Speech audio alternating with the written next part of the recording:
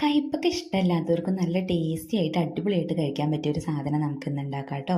ഇവിടെ ആർക്കും കയ്പ്പൊക്കെ ഇഷ്ടമല്ല. അപ്പം ഇന്ന് നമുക്ക് ഇതുകൊണ്ട് ഒരു കയ്പ്പൊക്കെ കൊണ്ടാട്ടം ഉണ്ടാക്കാം. അതിനായിട്ട് കയ്പ്പൊക്കെ നമുക്ക് നല്ല റൗണ്ടായിട്ട് അരിഞ്ഞെടുക്കാം കേട്ടോ. അധികം വീതി കുറയ്ക്കൊന്നും വേണ്ട, മീഡിയം കനത്തിൽ അങ്ങോട്ട് അരിഞ്ഞെടുക്കാം. എന്നിട്ട് അതിലേക്ക് നമുക്ക് കുറച്ച് മഞ്ഞൾപ്പൊടി ഇടാം. മഞ്ഞൾപ്പൊടി ഓപ്ഷണലാണ്. ഇതിൽ ശരിക്കും ഇടേണ്ട കാര്യമൊന്നും ഉണ്ടായിരുന്നില്ല, അത് വീട്ടിൽ തന്നെ ഉണ്ടായതാണ്, ഏച്ചിയുടെ വീട്ടിലുണ്ടായതാണ്. പിന്നെ കുറച്ച് ഉപ്പ് നമുക്ക് ഇട്ട് കൊടുക്കാം. കല്ലുപ്പ് ഇടുന്നതാണ് നല്ലത്. എന്നിട്ട് നന്നായിട്ട് മിക്സ് ചെയ്ത് കൊടുക്കണം. പാത്രം കൊണ്ട് തന്നെ ഇളക്കി അങ്ങോട്ട് മിക്സ് ചെയ്താൽ മതി. ഇത് ഒറ്റക്കൈ ആയതുകൊണ്ടാണ് ഞാൻ കൈ കൊണ്ട് മിക്സ് ചെയ്യുന്നത്.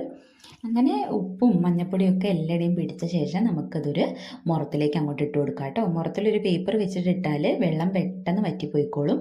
അങ്ങനെ ഇത് നന്നായിട്ട് പരത്തിയിട്ട് കൊടുക്കുക. കൂട്ടിയിടാതെ ഓരോന്നോരോന്നായിട്ട് അങ്ങോട്ട് പരത്തിയിട്ട് കൊടുക്കുക കേട്ടോ.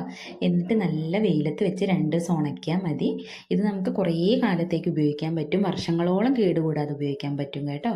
നമുക്ക് മഴക്കാലത്തേക്കൊക്കെ ഇത് എന്നിട്ട് വറുത്തെടുത്തിട്ട് ഉപയോഗിച്ചാൽ മതി. അങ്ങനെ ഞാനിത് ഫുള്ളും മുറത്തിൽ അങ്ങോട്ട് നിരത്തി പരത്തി വെക്കുന്നുണ്ട് കേട്ടോ.